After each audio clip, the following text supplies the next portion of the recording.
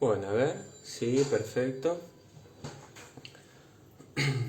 Empezando el vivo con esta nueva sección que vamos a estar haciendo, en verdad el vivo vamos a estar haciéndolo todos los jueves a esta batihora con mi hermano Mati, que ahí se acaba de unir. Hola Flor, hola Lore, saludo, saludo. Y ahora a ver cómo, entonces cómo se hace. Invitar acá. Bueno,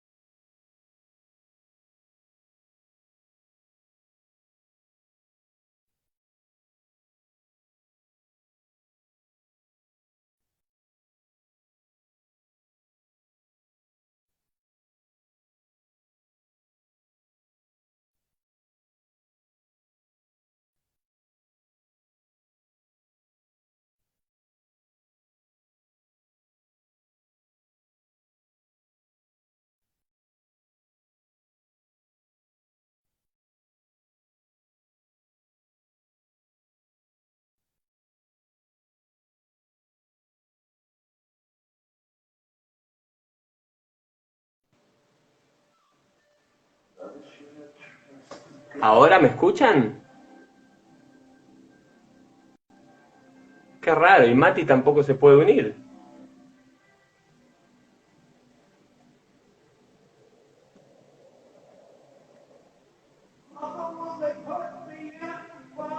Bueno, ahora se escucha. Lore, ¿me decís que sí, que se escucha entonces? Sí, se escucha. Pero Mati, ¿qué pasa? No sé cómo hablar con Mati, porque no.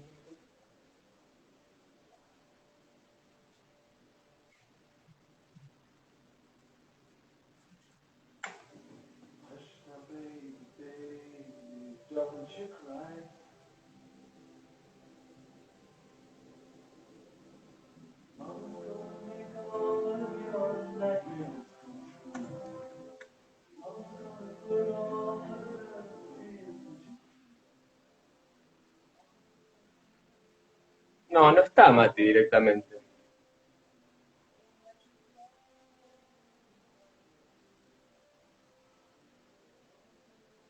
Bueno, veo que gente ya se unió. Voy a ir a frenar esto, obviamente, para que no nos haga juicio Instagram y no nos haga. Hola Nora, hola Jorge, para que no nos haga juicio Instagram. Ahí estoy esperando a ver si se conecta mi hermano, que no se conecta, ahora no aparece. Hola Roma, querido, ¿cómo estás? Bueno, hoy la idea de este vivo y de varios vivos. Hola papá. Bueno, y de varios vivos, vamos a ver si seguimos con este o si lo tenemos que volver a armar, porque no sé dónde está mi hermano. Ahora ahí le estoy de vuelta mandando invitación. Este, la idea es, obviamente, empezar a utilizar los vivos para empezar a difundir un poco todas las cuestiones que estamos flasheando, las herramientas que estamos viendo. Ahí está, se está materializando. Ahora sí, ¿Qué pasaba, boludo? no podía escucharte No, pero no y entraste nunca, ¿eh? no, pero tampoco te escuchaba y entonces estuve tratando de solucionarlo. Tuve que reiniciar el teléfono. Se ve que algo le había pasado a mi teléfono que no podía escucharte y entonces no quería entrar porque como no podía escucharte supuse que mi audio estaba andando mal. Ah, ok. Bueno, bienvenido. Bienvenido. Sí, muchas gracias. Muchas gracias. Se ve medio trabado, che. se traba un poco. ¿Vos me ves bien a mí? Yo ahora te veo bien, ¿sí? Bueno, ahí ya hay alguna gente conectada. Ahí estás. Les estaba comentando, bueno, cuestiones técnicas. Les estaba comentando un poco, no mucho porque no sabía bien qué pasaba, si estabas o no, de qué es lo que vamos a hacer en estos vivos, básicamente, que vamos a utilizar varias excusas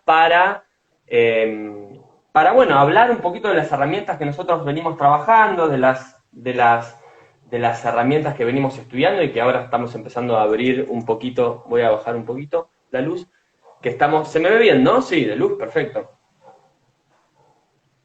Sí, de luz estás bien. ¿Yo cómo estoy? ¿Bien? Sí, ¿Buena te luz? veo un poco trabado, pero bueno, pero se te escucha bien. Y bueno, utilizar un poquito, y en este caso lo primero que vamos a hacer es arte. Hola Fran, ¿cómo estás? Hola Nati, arte y desarrollo personal. Y elegimos una película digamos, bueno, que me atrevo a hablar un poco por los dos, pero que nos marcó muchísimo, muchísimo los primeros. ¿Estás? Muchísimo los primeros días de nuestras vidas, yo diría, porque The Wall es uno de los, como disco, no como película, porque recordemos que The Wall acá se estrena un poco más tarde, porque bueno, básicamente se estrenó mundialmente a principios de la década del 80 y estábamos en una dictadura en donde bueno, me quedé solo, en donde no se proyectó y se proyectó después, y fue todo un hito la película The Wall. Y el disco es uno de los primeros discos, de verdad que yo siempre tengo memoria de haber escuchado muy chico Vivaldi, Las Cuatro Estaciones, y uno de los primeros discos con el que flashé zarpado es The Wall, y creo que ahí dije, uy, la puta madre, quiero hacer teatro, quiero mezclar música. Pero bueno, lo que nos trae hoy en esta velada, en esta tertulia de desarrollo personal, tiene que ver en realidad con lo que representa The Wall y con lo que está hablando The Wall, y lo queremos asociar con a ver, acá, con muchas de las cosas que estamos viendo, ¿sí? Desde la biodescodificación, desde la hipnosis ericksoniana, desde la programación neurolingüística, perdón, el coaching, la espiritualidad, digamos, lecturas como el trabajo de Joseph Campbell, ¿sí? Sobre todo en lo que es el lenguaje cinematográfico y lo que son las películas. Y bueno, vamos a utilizar medio esta... hola Mati, de vuelta, ¿cómo va? He vuelto. Acá estoy. Me estoy El- teletransportando por el campo cuántico. Aparezco y luchando, desaparezco. luchando con la tecnología, le dicen en Rosario. Exactamente. Yo lo dije de una manera un poquito más decorosa, ¿viste? Está bien, más a lo dispensa, más a lo Braden.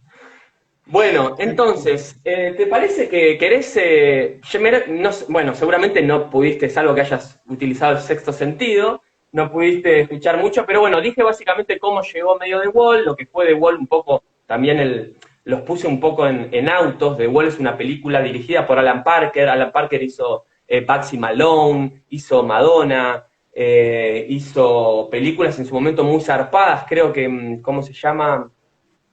Los ríos color púrpura, me parece que es de él, y basada en un guión de Roger Waters, y basada en un disco de The Wall, que Roger Waters siempre quiso de alguna forma hacer película, que está basado un poco en toda la vida. Está protagonizada por Bob Geldof, que es cantante también, y que fue el creador del Live Aid, por ejemplo, este concierto multitudinario a favor bueno, de distintas causas en su momento. Y logró reunirlos a ellos, logró reunirlos en una de sus ediciones, algo que nadie ha logrado nunca, ni antes ni después, hasta ahora. Exactamente, como decíamos, en una helada performance de 4 temas, en donde se tocaron y se saludaron al inglés, pero que la verdad que fue un hito de alguna forma en ese momento, y como fue para recaudar guita y para recaudar fondos, la verdad que está bastante piola. Y bueno, Bob Geldof, actor, digamos, cantante, tiene su propia banda, que yo ahora no me acuerdo cómo se llama, pero bueno, básicamente he hecho ese preámbulo. No sé, ¿querés, Mati, contar un poco tu experiencia con The Wall o querés que entremos directo a Sí, lo que... dale, dale, me parece que corresponde, o que está Mientras bueno vemos hacerlo. las imágenes atrás Exactamente. de Gerald Scarfe, que es el ilustrador que trabajó con Waters en la portada y en toda la peli. Voy saludando, dale. Bien. Bueno, para mí, The Wall es una película que ha sido muy, muy importante en mi vida. Tanto la película como el disco también. El disco es uno de mis discos preferidos. Tengo hermosos recuerdos tanto del disco como de la película. La película, nosotros tuvimos la suerte de que nos las hicieron ver o pudimos verla desde muy pequeños. Yo creo que era un adolescente todavía o más chico. Vos creo que eras más chico cuando nuestro viejo fue el que nos las hizo ver por primera vez. Yo no sé si recordás, yo la primera vez que vi The Wall fue porque el viejo nos las hizo ver. Que en ese momento no sé si fue muy atinado o no por la edad que teníamos. Yo creo que sí. A mí la verdad que me partió la cabeza. Vos no sé si Siempre, recordás. Vos eras más sí, chico todavía. recuerdo y siempre pienso en eso, el hombre elefante, en todos los dramas. Nosotros veíamos mucho drama así, de mucho Sí. contenido, que a la vez, digo, difícil quizás de procesar, pero también nos forjó mucho de los intereses posteriores y bueno, y bueno, algunos preparativos para lo que Sí, sería yo creo que fue un poco un shock de crecimiento acelerado, ¿no? Esas cosas que tuvimos la posibilidad de ver. Creo que por ahí en ese momento quizás el viejo no filtraba mucho lo que veíamos o lo que no veíamos, él creía que estaba bien y creo que a grandes rasgos eso para mí, que lo veo con los ojos de hoy de un adulto, fue positivo. Y después tengo otro recuerdo muy, muy grato también, que también en el cual vos estabas presente, que fue lo que a mí me costó sacar las entradas para el recital que hizo Roger en River, que fue récord histórico creo que es el récord mundial de River, si no me equivoco, es el récord mundial de River. Y me acuerdo que me costó mucho porque me tenía que levantar todos los días antes de la hora anterior a que empiecen a vender las entradas por internet. Era una de las primeras veces que se vendían entradas masivas así por internet.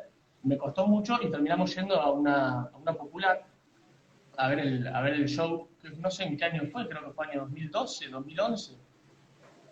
ya no me acuerdo, pero me imagino que sí, por esa época, quizás un poquito antes, 2010, Quizás un vino, poquito no antes. sé, viste, Waters A mí me vino parece que fue muchas después veces, del yo los vi 2000, por casi una cuestión todas, personal mía, entonces se me cruzan. por cuestión personal mía creo que fue después del 2010 porque me acuerdo, fuimos con Pame y yo con Pame estaba después del 2010. Y a mí lo que me llamó la atención de eso a nivel show es, yo fui a muchos recitales en River y nunca vi a River hecho un teatro. Fue la única vez en mi vida que yo vi el estadio River lleno, hecho un teatro, porque toda la gente estaba callada, en 2012, silencio, dice Gustavo.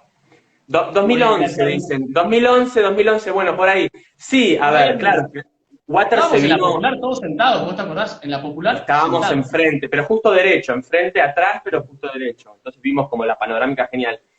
Sí, Waters estaba hiper dulce en ese momento. Yo lo vi todas las veces que vino Waters y la verdad que esa fue en términos de pomposidad, de teatralidad, de espectáculo. Marzo de 2012, dice Eugenia Ciati, bueno, estamos por ahí, por esa época. Y fue nada, además del sonido cuadrafónico de locura, vinieron con todo y con lo La que, puesta en lo que escena. yo admiro de profundamente de Roger Waters, que siempre lo menciono como uno de mis mentores artísticos real, porque no es que hizo The Wall y trajo los muñequitos, hizo la apuesta del 79, 80, 81, sino que reversionó todo, trajo los temas actuales políticos, como la política de Donald Trump, como los refugiados, como etcétera, y metió de vuelta, como resignificó todo, siempre dirigiendo mucho, y después eso desemboca en lo que hablábamos hoy, del documental, ¿no? El documental Roger Waters, The Wall, que es todo algunas partes son en Argentina, en River, todo el concierto cortado por la historia documental de él, de Roger Waters, con Fletcher Waters, que era el padre de él que falleció en, en la guerra, ¿no? Cuando él tenía, creo que 3 años por ahí, casi ni tiene recuerdos Roger Waters de esa Sí, situación. aunque él en algún momento intentó negar que sea una obra autobiográfica en su totalidad, yo creo que indefectiblemente tiene mucho de sus emociones y de la trayectoria que él tuvo como persona. Más allá que en alguna entrevista él quiso negar de que es algo autobiográfico en sí mismo. ¿no? O sea, puede ser, puede ser. Yo creo, siempre pienso, viniendo también del teatro y dialogando un poco, en el teatro se habla mucho del biodrama, y yo pienso que en realidad todo es un biodrama, siempre, y todo es biográfico y todo es autobiográfico. Después uno puede ponerle París 1873, puede ponerle los astronautas, casco de astronauta, etcétera, pero en realidad uno combina los elementos, como en los sueños, los elementos de lo que uno... Entonces siempre hay algo biográfico. Sí, Pero incluso quizás una defensa del artista puede ser el hecho de negar que sea algo autobiográfico. Puede ser quizás sí, igual yo no conscientemente una recuerdo... defensa, ¿no? Yo creo que, a ver, hay un montón de cosas que son de él claramente. O sea, yo creo que él, me parece de lo que él mucho habla, es que él combinó, y esto es cierto, combinó distintos casos, así como en todas las letras anteriores, en donde estaba su historia, pero también estaba la de Syd Barrett, por ejemplo, uno de los formadores de Pink Floyd, bueno, que se vuelve loco con, bueno, por viajes de LSD, o bueno, o eso es lo que le dispara la cuestión. Bueno, ¿te parece que entramos ya de lleno, Vale, entonces, sí, ya que obvio. hablamos un poco de, bueno, ya de la historia de Roger Waters, si es una biografía o si no es una autobiografía? Bueno, hoy hablábamos un poquito, uno de los disparadores de The Wall, mencionábamos un poco antes, cuando charlábamos antes, que es, digamos, Roger Waters viéndose en esta situación en donde casi como los Beatles no podían, se hicieron tan masivos, que es lo que le pasó a muchas bandas británicas, fueron tan espectaculares y tan masivos que la gente tipo, se ponía histérica, real, y no escuchaban lo que estaba tocando. Roger Waters pide, en una de las giras, creo que es de Wish You Were Here, pide, por favor, que a un fan que se calle, no se calla, y le termina escupiendo, y ahí como que Roger Waters se da cuenta, me estoy yendo al carajo, y empieza a entender de esto de, bueno, empieza a construir esta obra de arte que tiene que ver con la separación de un poco del artista y su obra, del artista y su vida, y del ser humano en la totalidad, armando una coraza, armando una barrera, armando un muro, una pared, para, de alguna forma, en realidad, sobrevivir, ¿no? Para sobrevivir todo lo que le duele, todo lo que no puede controlar, todo lo que, nosotros hablamos de todos los traumas, todas las creencias limitantes, todo lo que fue metiendo la sociedad y su propia experiencia traumática, no resuelta, empezar a generar, ¿no?, esa barrera, esa pared, ese muro, para tratar de protegerse, pero que termina siendo al final eso esa separación, que es una constante en la obra de Roger Waters, esa separación de un otro, lo que en realidad esa fragmentación termina siempre finalmente cayendo, si es que queremos vivir en paz, en amor, en comunidad, Y ¿no? si es que, sobre todo si es que nos queremos conectar con el mundo real, con lo que nosotros llamamos el mundo real, porque todas esas cosas que vos estás nombrando, esas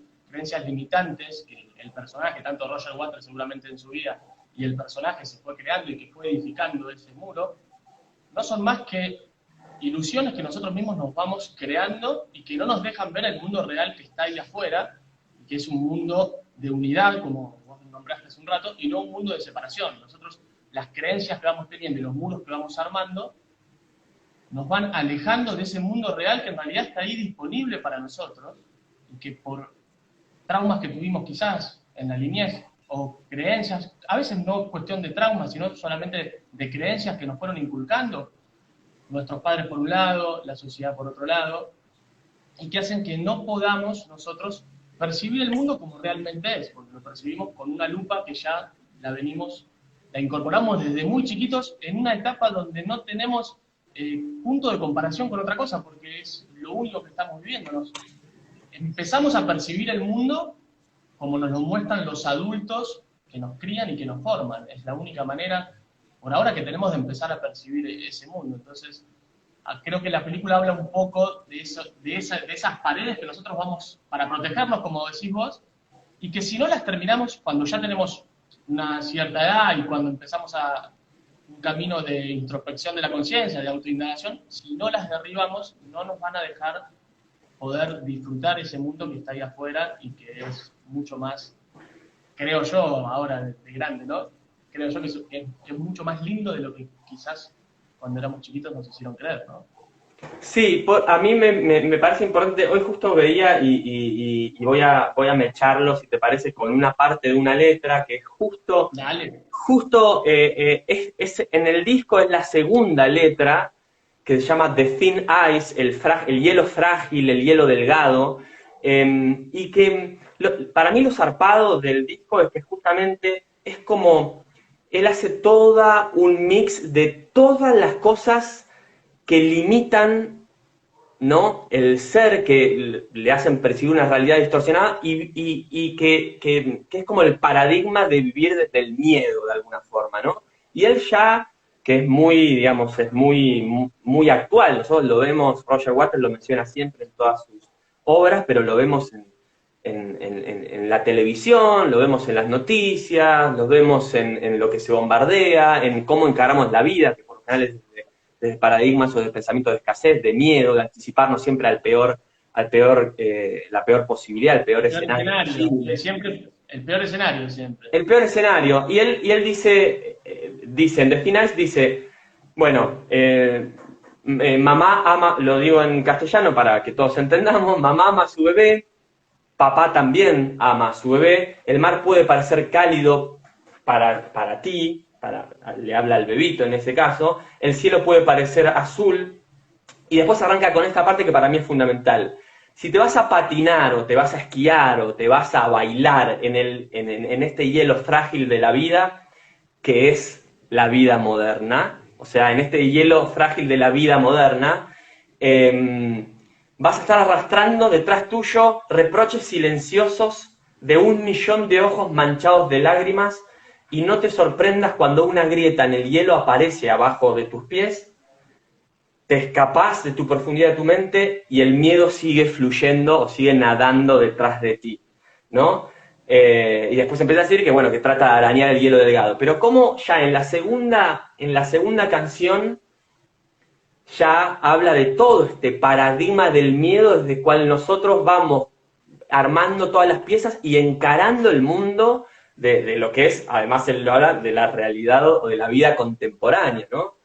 Sí, creo que es fundamental el punto que decís ahí cuando nombra la vida moderna, porque la realidad o la visión que creo que tenemos nosotros y compartimos es que la vida moderna en la cual vivimos nos genera mucho más miedos de lo que deberíamos tener, esos miedos que nosotros llamamos miedos ilusorios, porque son una respuesta digamos, de defensa de nuestro sistema nervioso, digamos, que de alguna manera quedaron desactualizadas. Entonces nos generan a nosotros mismos una sensación y una manera de ver las cosas, de estar en estado de alerta constante, que creo yo que la vida en las ciudades modernas, en vez de favorecernos la sensación de no estar en ese miedo, de no estar en una sensación de alerta, como tenemos tantos estímulos constantes, uno de los estímulos constantes que tenemos obviamente son los medios de comunicación. Es muy difícil encontrar en los medios de comunicación noticias lindas, agradables, ¿no?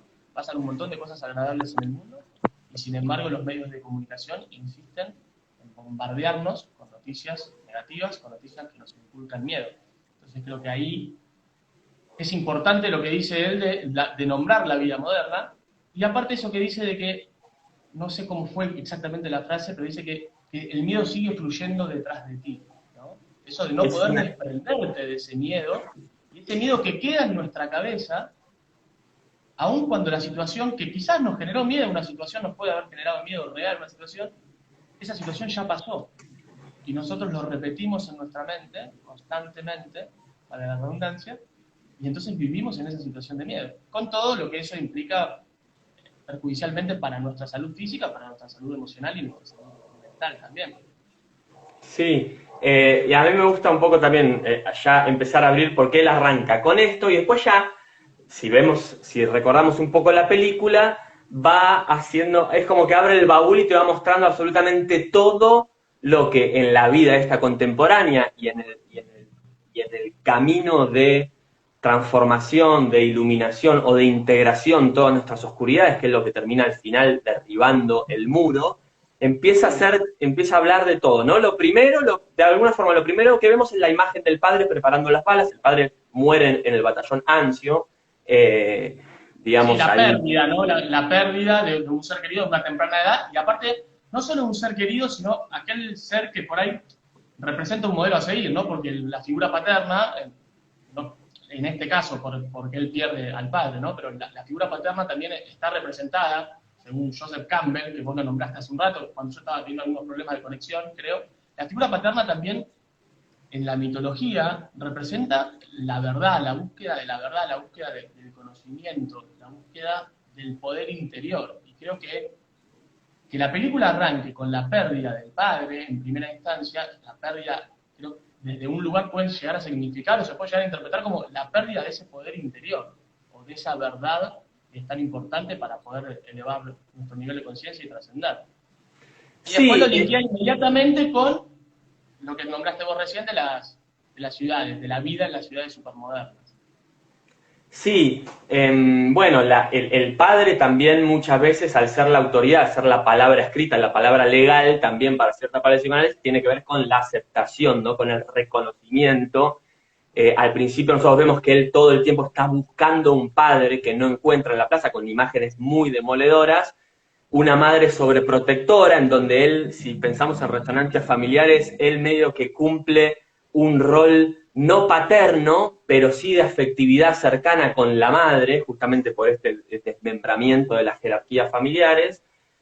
Aparece la escuela donde él está, otra de las primeras imágenes es la escuela donde él está básicamente soñando, queriendo ya saber que ese trauma que está empezando a tratar de sacarse, y ese reconocimiento también que empieza a buscar, va a ser por el lado de la expresión de lo artístico.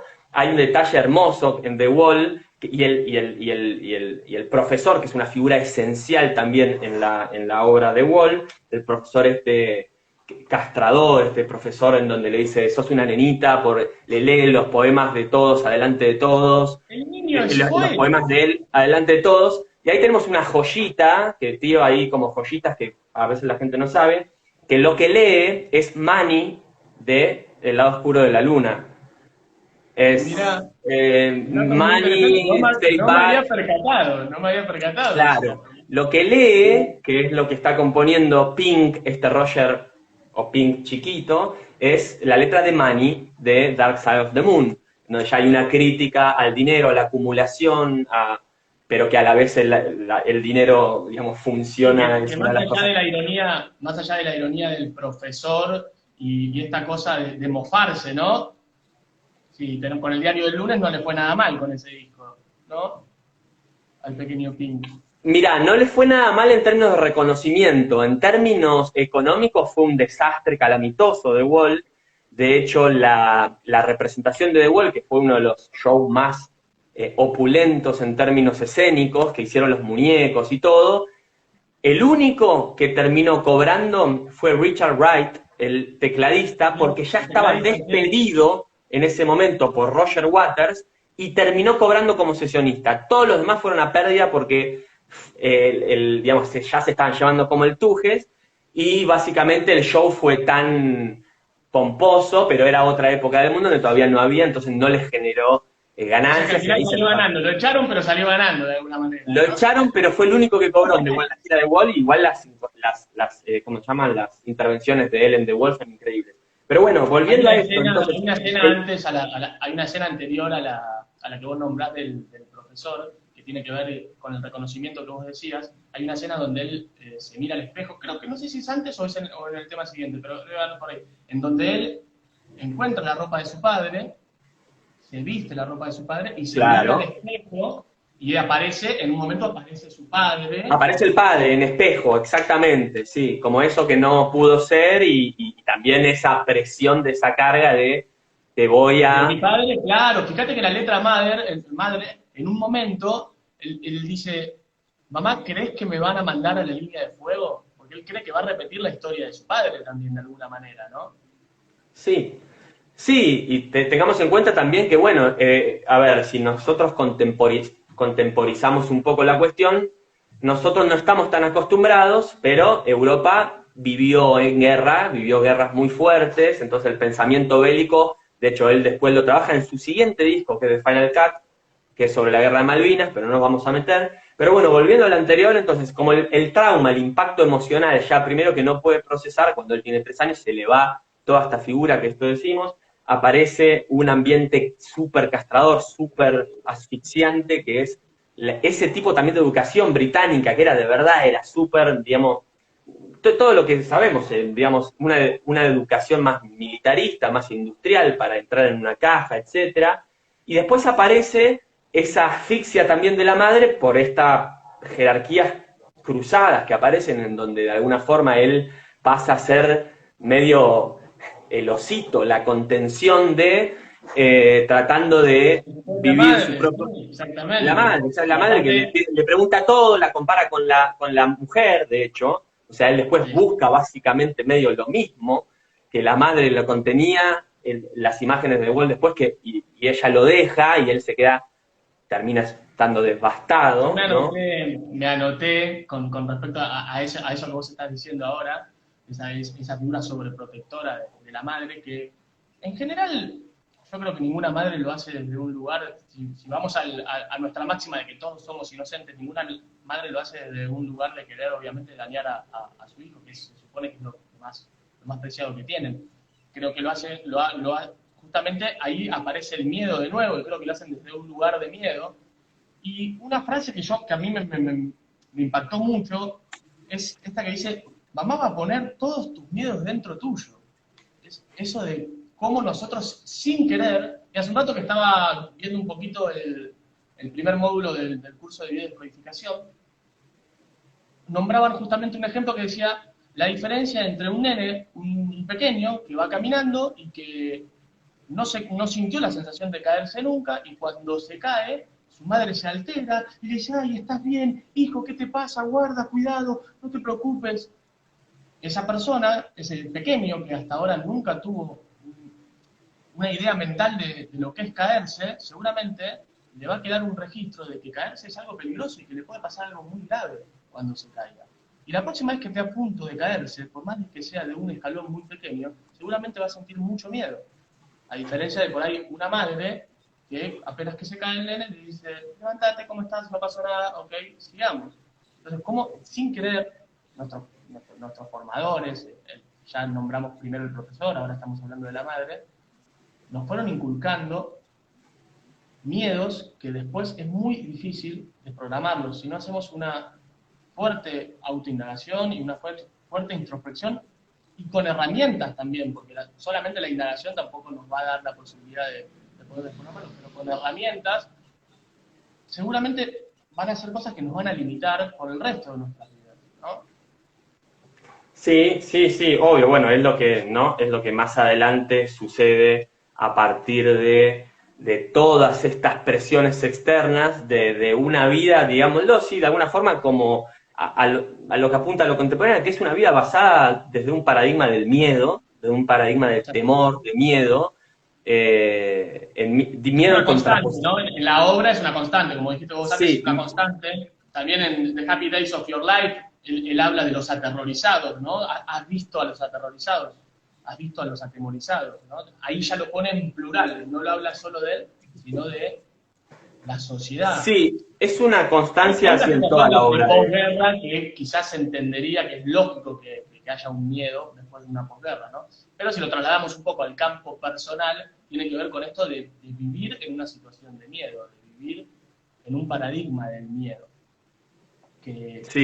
Sí, bueno, eso. Entonces, más adelante, a partir de todas estas acumulaciones que van presentando todo el comienzo, de alguna forma, el tipo no puede salir. Pensemos igual siempre también que The Wall, la mayoría de la película sucede en la cabeza de él, mientras está colapsado mirando la película y la realidad le sucede alrededor. La realidad le sucede alrededor y él está casi absorto en lo suyo sin casi conectarse, ¿no? Sí, pero digo, temporalmente la película sucede en su mayoría en la cabeza de él. Él está colgado, no sé si te acordás, la primera imagen, pero bueno, era simplemente una mención divertida. Él está colgado,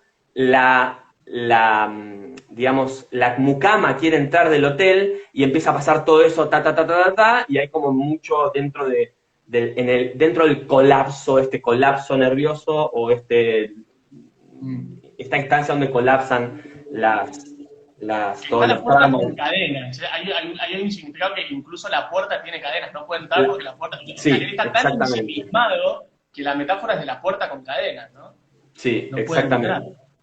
Bueno, y a lo que queríamos llegar un poco, medio, ¿no? Como para ir también, digamos, llegando al final del relato de la película, es esto de que, digamos, lo que sucede en Pinky, es básicamente que se repliega, hablábamos un poco de esto, se repliega ese muro que de alguna forma, digamos, lo separa de la realidad, del amor, de lo social,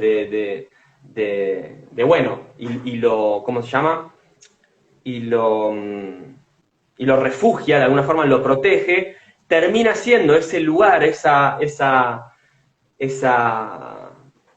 esa cueva, de alguna forma, donde se recluye, termina siendo esto, ¿no? Como un proceso de...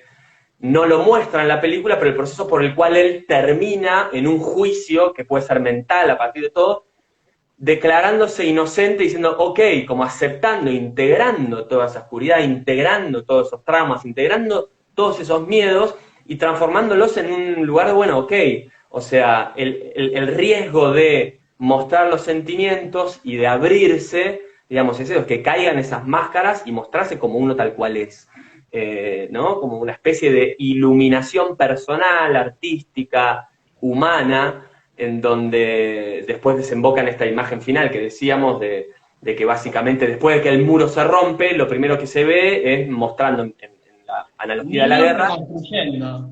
los chicos Niños. reconstruyendo la ciudad con los restos y desarmando esto que decíamos, ¿no? La imagen final, desarmando la molotov, ¿viste? Para seguramente juntar agua con esa vasija y tomar agua.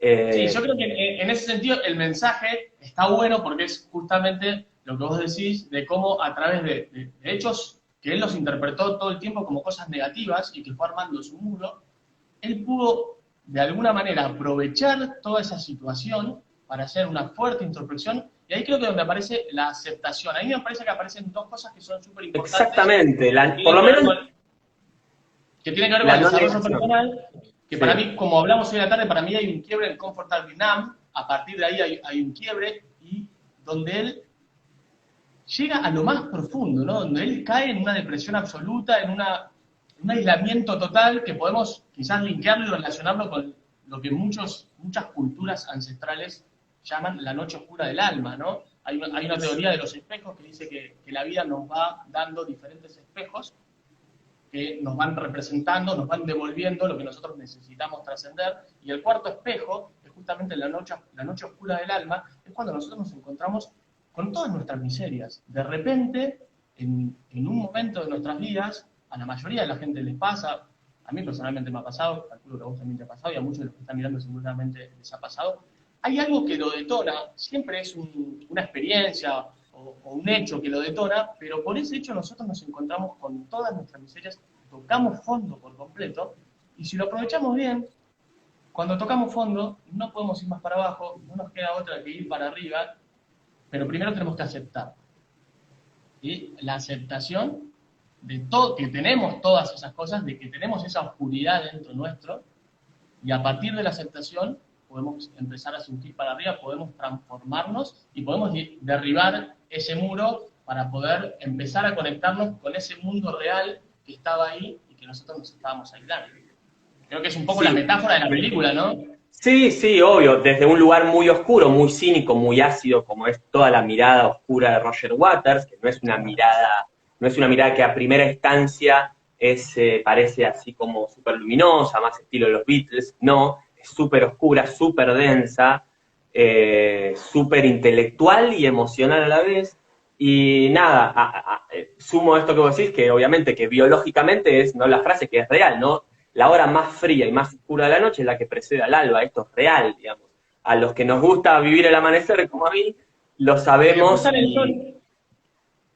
es una obra maestra sobre la esquizofrenia y personalmente la adaptación teatral que realiza. Bueno, acá justo, Gonzalo Indy, bien. Sí, gracias, Gonzalo, sí, es lo que estamos hablando, de la esquizofrenia y de, bueno, la esquizofrenia como cristalización, obviamente, de una quizás patología bueno, y de lo que decíamos, todas las creencias limitantes, todo el trauma no procesado, todas las constelaciones familiares no resueltas, todo es Y como una una crítica bomba fuerte de también a la tiempo. sociedad, ¿no? Una Es crítica una, fuerte también a la sociedad de consumo, al sistema educativo, eh, como dijiste hace un rato, y no quiero dejar de decirlo porque me parece que no, que es mete importante. todo, por eso es una locura, mete todo, o sea, mete todo.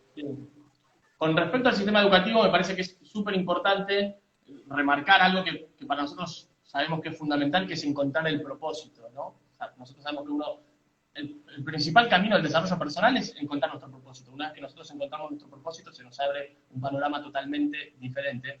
Y la realidad es que el sistema educativo todavía hoy en día, aunque ha cambiado mucho y ha evolucionado un montón, está orientado en que los niños y los que pasan por el sistema educativo encuentren su propósito. Estamos enfrascando y estamos enseñando contenidos de la misma manera para todo el mundo, sin potenciar las habilidades y los dones de las individualidades. ¿Y esto qué hace? Que tengamos un montón de médicos que quizás no quieren ser médicos, un montón de abogados que quizás no quieren ser abogados, un montón de arquitectos que quizás no quieren ser arquitectos, incluso quizás haya artistas que no quieren ser artistas, que lo están haciendo quizás por un mandato familiar, por un mandato de la sociedad, y que esas personas no han encontrado todavía su propósito. Creo que el sistema educativo hoy en día no está todavía diseñado con el objetivo de que las personas encuentren su propósito. Eso creo que es una crítica fundamental que hace Roger en Sí, varios pasajes, ¿no?, de la película.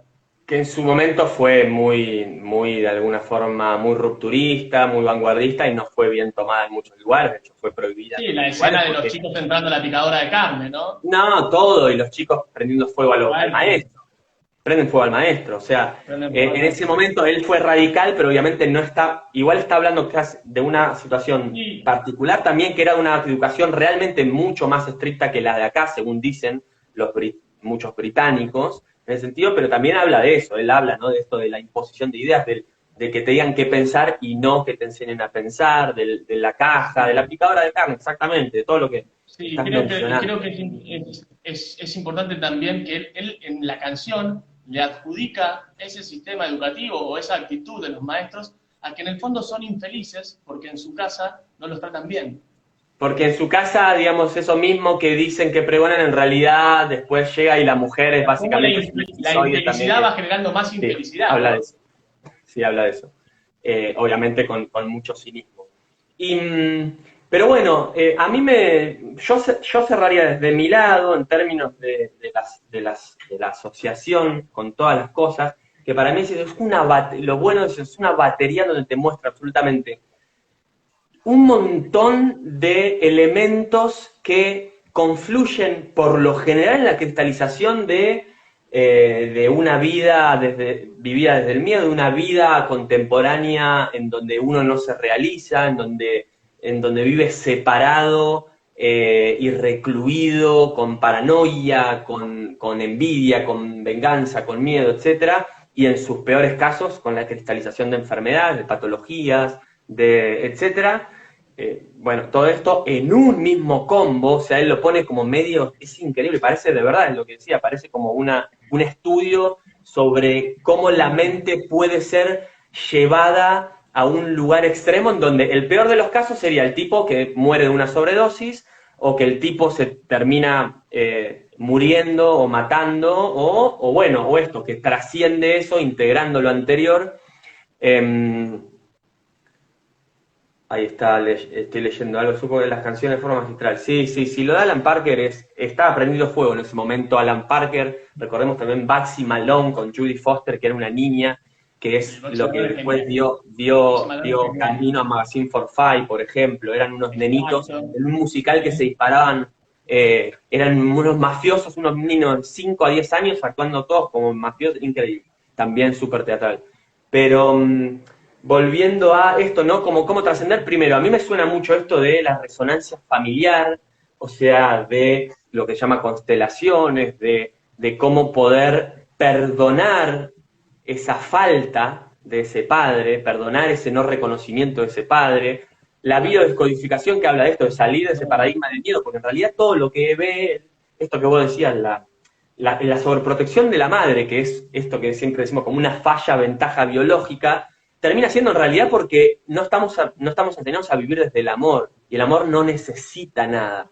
O sea, todo lo que se necesita externo, por lo general, está medio en las antípodas, Creo que el hay una esfuerzo está en gran las antípodas. confusión, estamos en un estado donde la conciencia colectiva tiene una gran confusión, me parece a mí, entre lo que es el amor y lo que es el apego. Entonces, se relaciona mucho el amor con el apego, con esto de cuidarte, de tenerte para mí, de protegerte, y Sí, en realidad dista mucho, ¿no? El amor de ser el apego del amor, sí, ¿no? en última instancia, ¿qué es eso? Es lo que para mí lo que muestra increíblemente la película, que es básicamente todo eso de afuera que te condiciona, sostenerte solamente de eso exterior termina siendo hiper perjudicial para uno porque termina siendo una falsa ilusión, no existe la felicidad de ese lugar y el único lugar para encontrar una integración, una trascendencia es autoindagarse, amarse, aceptar todo el lado oscuro que le dicen la oscuridad, trascender esos traumas, resolverlos, perdonarlos, integrarlos y empezar a vivir con eso, digamos, como decía Rumi, ¿no? Las grietas son los agujeros por donde entra la luz, ¿no? O sea, las heridas son muchas veces el camino de la iluminación o el camino de la trascendencia o el camino de una vida en paz y armonía. Sí, es encontrarte primero con esa oscuridad, ¿no? Para poder, primero la observación, después la aceptación, el perdón, El y, perdón y y el el perdón sobre aprendizaje. todo hacia uno, porque la realidad que muchas veces también, que por ahí, no sé si se ve mucho reflejado acá en la obra que estamos analizando ahora, pero muchas veces no nos podemos perdonar a nosotros mismos por hechos que ya hemos realizado en el pasado y los traemos constantemente al presente y si no hubiese hecho eso, si hubiese hecho otra cosa, no nos Mira, perdonamos. Y la realidad es es que que los hechos que hicimos en su momento los hicimos de acuerdo al nivel de conciencia que teníamos en ese momento. Entonces, castigarnos por eso, en realidad, si lo analizás fríamente, no tiene mucho sentido, carece de sentido, porque no eras cuando tuviste esa actitud, no eras el mismo que sos ahora. Entonces, aceptarlo, perdonarte y seguir para adelante sería la mejor opción de poder trascender eso.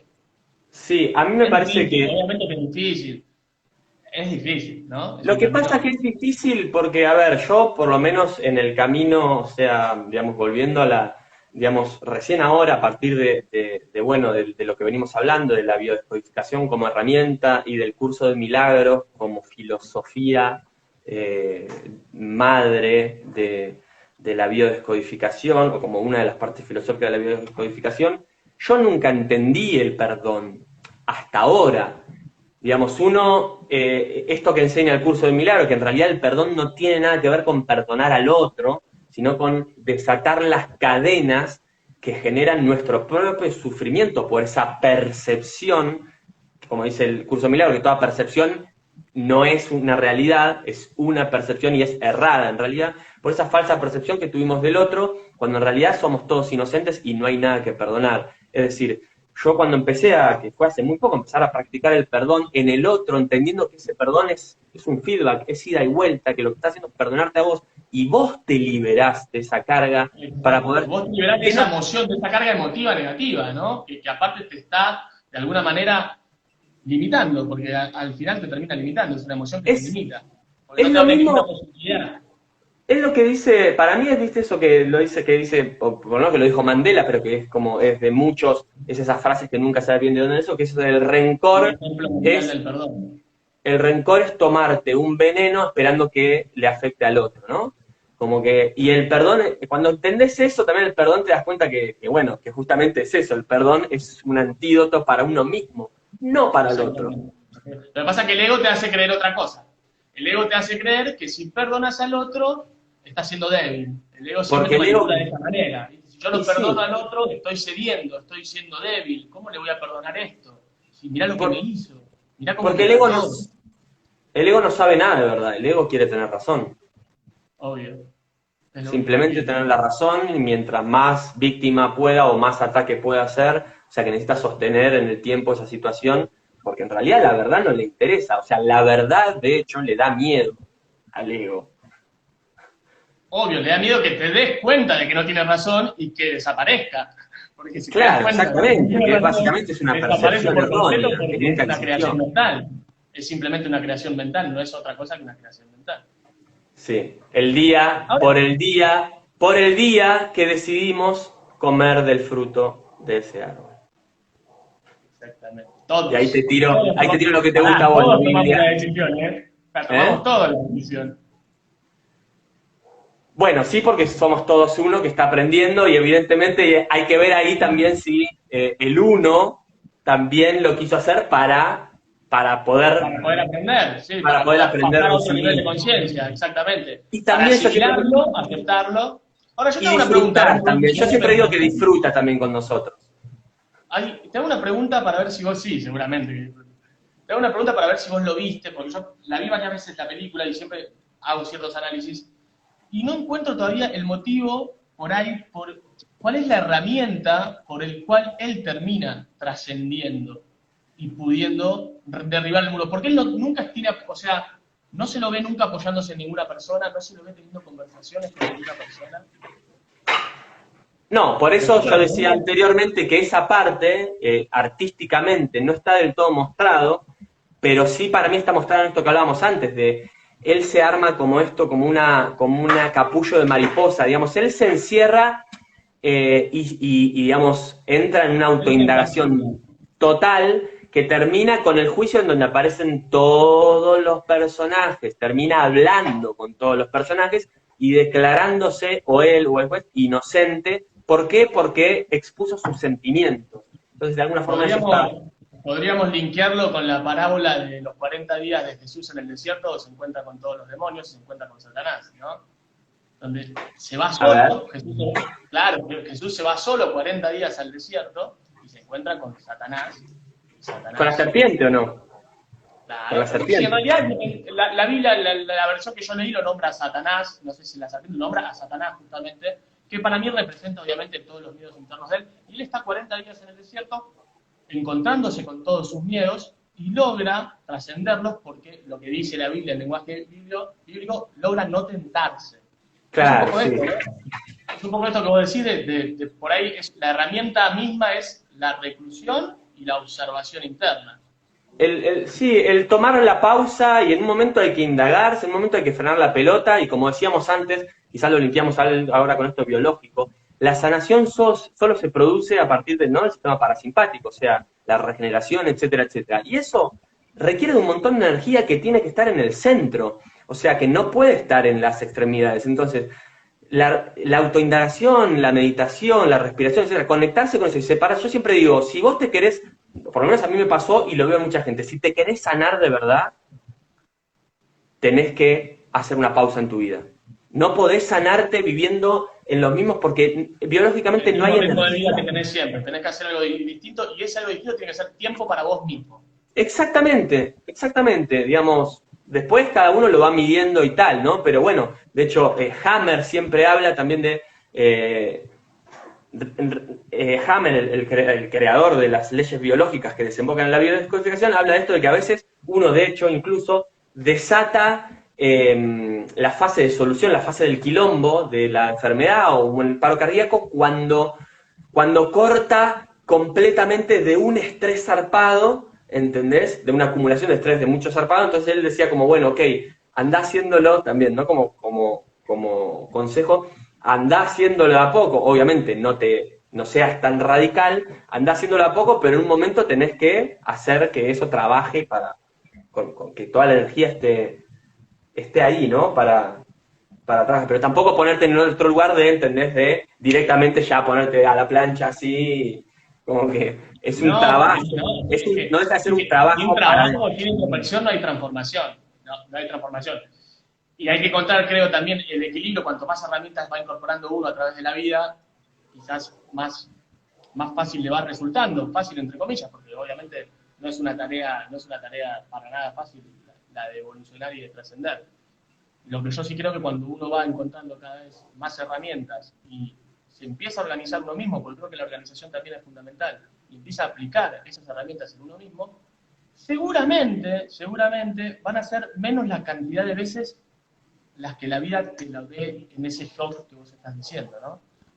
Porque muchas veces cuando no tenemos el aprendizaje, porque no nos tomamos el tiempo para hacerlo, la vida se encarga de alguna manera de dárnosla en la cabeza para que podamos tener ese aprendizaje. Ojo, si con ese palo en la cabeza no aprendemos, vamos a tener otro, y vamos a tener otro, y vamos a tener otro. Por eso, ¿Aprendamos o no? es que decimos, hay un trabajo. Hay un trabajo que es esto, ¿no? Digamos, hacer la pausa, revisitar todo eso, aceptarlo primero, perdonarlo y después aprender de eso, que es la etapa más difícil, porque si no, podemos aceptarlo, tomar la pausa y después no haberlo entendido como con una intención positiva, no trascenderlo, que sería el aprendizaje, y decir, ok, bueno, perfecto, entonces, ¿cómo encaro? Yo creo que la única manera de llegar a ese tercer paso que decimos, que es el de aprender, es llevarlo al campo de la práctica, ¿no? Si nosotros tenemos la creencia, sabemos cuál es el campo de la creencia, pero no lo llevamos a la práctica, y la transformación no va. Solamente con Sí. la creencia, y con conocer el campo, sin aplicarlo en la práctica, es muy difícil que tengamos los beneficios de la transformación. Sí, y solo viene con una comprensión real, o sea, con un cambio de, como decir, de conciencia, con un subir, que digamos que todo ese proceso lo que te haga es subir un poco la conciencia a un nivel más para poder leerlo desde un lugar de aprendizaje, desde la comprensión, comprendo la totalidad, que esa persona actuó del miedo, que lo perdono, que no tengo nada que deberle, que no tengo por qué cargar las cadenas, etcétera, que yo me perdono por haber sentido lo que sentí, etcétera, y que básicamente fue eso, fue una situación que a mí me hizo aprender de eso. Sí, ahí aparece un poco que también el juicio, aunque él se absuelve, ¿no? En la última escena él se termina absolviendo, también aparece un poco no, mucho en esa última escena, el tema de los juicios y cómo, sin darnos cuenta, estamos constantemente juzgando. Y yo había una frase que siempre la leí hace mucho, vos sabés que yo la Biblia y el Nuevo Testamento lo leí desde muy chico, y nunca la había interpretado de la manera correcta, que es no juzgarás para no ser juzgado. Yo entendía, cuando escuchaba y leía esa frase, yo entendía que uno no juzga para que el otro no te juzgue. Eso era lo que yo interpretaba. Y leyendo hace poco un curso de milagros, donde supuestamente Jesús en esa canalización viene para esclarecer algunas cosas que no quedaron del todo claras, dice que no juzgarás para no juzgarte, porque lo que juzgas en el otro, te lo juzgas a vos mismo. O sea, no es no juzgarás para que el otro no te juzgue, sino no juzgar para no juzgarte vos a vos mismo también, ¿no? Y me parece súper poderosa ese significado de la frase que yo hasta hace muy poco tiempo no lo había entendido de esa manera. Y en realidad a mí me flashea cuando pienso en otro material que a nosotros nos fascina, que a mí me lo presentaste vos, que básicamente, que en realidad todo eso radica simplemente en que la separación es ilusión y que en realidad vos te estás juzgando a vos mismo cuando juzgas al otro, porque el otro sos vos, porque nosotros todos somos una conciencia que se separó ilusoriamente para experimentarse y tal. Es un concepto fuerte y es un concepto fuerte. Bueno, ¿vamos cerrando, boludo? Que ya nos fuimos a la coma. Yo diría que dos herramientas que le podríamos haber recomendado a Pink en su momento para que él pueda gestionar sus emociones, claramente son que apuntan a lo físico, ¿no? Que tiene que ver con cómo conectarnos con nuestro software, como le decimos, con nuestro sistema operativo, para poder tener los beneficios. Una creo que es claramente la respiración, y la otra es la meditación, que nosotros la fomentamos mucho y quizás taladramos un poco la cabeza porque creemos que son la puerta de entrada a este campo de la transformación de la conciencia, ¿no? Habitar el cuerpo a través de la respiración, empezar a reconocer nuestro propio cuerpo, conectarnos con nuestro propio cuerpo, para que después, a través de habitar nuestro propio cuerpo, podamos entrar en el proceso meditativo, ¿no? Que es quizás un poquito más profundo que la respiración. Le podríamos haber recomendado esas dos herramientas, ¿no? A Pink, ¿vos qué decís? Hola Daniel, estoy saludando a Daniel Hertz, Bestia, director brasileño, que básicamente es el director de El Hijo Eterno, Exacto. el logrón que hicimos con Michelle los años pasados. Y bueno, hola Daniel, qué lindo verte. Sí, sí, Ojalá que sí, esté terrible yendo obra todo que bien la he visto allá. varias veces, la he visto Sí, por lo menos 3 veces y me ha encantado. Terrible brillante. obra. Sí, y lo último para mí, para cerrar, sumando a eso, yo digo que, bueno, por lo menos Pink optó por una de las herramientas que es el arte y la expresión, y que por suerte no colapsó, pudo hacer obras de arte. Básicamente, esos muchachos hicieron cosas muy buenas por la música mundial y por la conciencia, porque la verdad que Roger Waters es un tipo muy Y porque es un comprometido, arte muy comprometido, ¿no? Es un arte muy muy comprometido con comprometido la en momentos sociedad. en donde eso no abunda. Así que bueno, ¿nos vamos despidiendo, boludo? ¿Te Nos parece? vamos despidiendo, brother, nos vamos despidiendo. Les Ah, avisamos, por las dudas, sí, pasamos el chivito a lo último. dale, Sí, les sí. avisamos que en mayo, la primera semana de mayo, vamos a estar dando el martes 11 y el jueves 13 los talleres de respiración, introducción al entrenamiento de la respiración el martes e introducción al entrenamiento de la meditación el jueves. Vamos a estar posteando en estos días seguramente más info al respecto. Para los que quieran participar, serán bienvenidos. Exactamente, vamos a estar posteando cosas. Seguramente mañana ya lanzamos, ¿no? Como la promoción y todo, y nos van escribiendo. Y síganos, no, ahora no lo hicimos porque fue una cuestión de comodidad, pero sigan el Instagram de Influir, que es influir.cma, cuerpo, mente, alma, arroba, nada, ¿no? Arroba influir.cma, Sí, Instagram. porque mi Instagram es así. Ahí Es están arroba agradeciendo. primero. Gracias a todos, gracias a todos, Muchas todas. gracias a todos por estar ahí. Gracias a vos, hermano querido. Te quiero mucho. Por Un favor, gran abrazo cuántico para todos. Nos vemos la próxima. nos vemos la próxima. Mucho amor y mucha acción todos. Bye bye.